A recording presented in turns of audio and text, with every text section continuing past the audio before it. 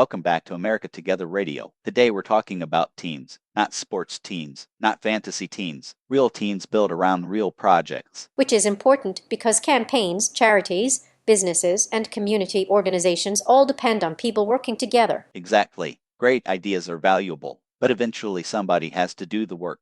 The tragic reality of every project. Every project. People often focus on leaders when they think about organizations. They do. Leadership matters, but successful organizations are rarely built by one person. Even the most visible person is usually standing on a foundation built by many others. That's right. Which means somewhere there's always somebody doing paperwork. A surprising amount of paperwork. Let's start with trust. Good place to start. Teams function best when people trust each other. That sounds obvious. Many important truths sound obvious. Trust affects communication, reliability, delegation, accountability, problem solving. Without trust, every task becomes harder. Exactly.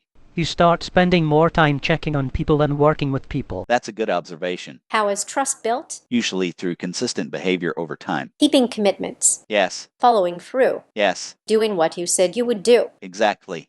The least glamorous superpower in existence. And one of the most valuable. People often imagine leadership is mostly giving instructions. That's one part of it. But leadership is also listening, teaching, coordinating, supporting, and helping others succeed. So leadership is not simply being in charge. Correct. Sometimes leadership is cleaning up the mess nobody else wanted. Also correct. What about volunteers? Volunteers are interesting because they choose to be there. Nobody forced them. Exactly. That means respect becomes extremely important. People want to know their time matters. It does matter. Especially if they could be doing something else. Right. One challenge for growing organizations is matching people with the right tasks. That's a major challenge. Not everybody enjoys the same work. Not even close.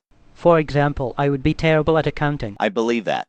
But I would be excellent at quality control for sandwiches. A highly specialized skill set. The point remains valid though. It does. People contribute best when their strengths align with their responsibilities. A fishing boat heads out from Mobile Bay again. The factory's home. The class. You're listening to America Together Radio. County lines. Coffee brewing, screen door swing. Another day begins again. A truck rolls down to... What causes teams to struggle? Poor communication, unclear expectations, lack of trust, burnout, conflicting priorities, sometimes simple misunderstandings. So not always dramatic failures. Usually not.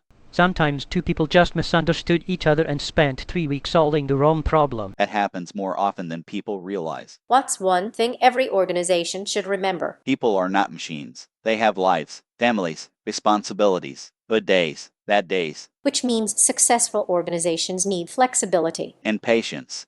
Patience seems to be another recurring theme around here. For good reason. This seems like a good place for an approved message. Agreed. Here's an approved message from Jeremy Levan. I am running as an independent because I believe the American people deserve choices that are not trapped inside the same old political lanes. That does not mean refusing to work with Republicans, Democrats, Libertarians, Independents, or anyone else. It means being willing to work with people based on whether an idea helps the country. Good ideas should not be rejected just because they came from the wrong team. America Together 2028 is about cooperation, accountability, and practical problem solving. That was an approved message from Jeremy Levan. Any final thoughts? Yes, strong organizations are built by strong teams. Strong teams are built through trust, communication, patience, and shared purpose. None of those things happen overnight.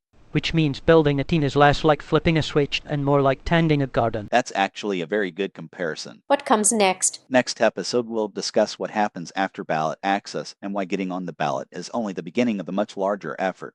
So crossing one finish line reveals another finish line. Exactly. This has been America Together Radio. Thanks for listening, and we'll see you next time. Coffee brewing, screen door swing. Another day begins again. A truck rolls down a two-lane road.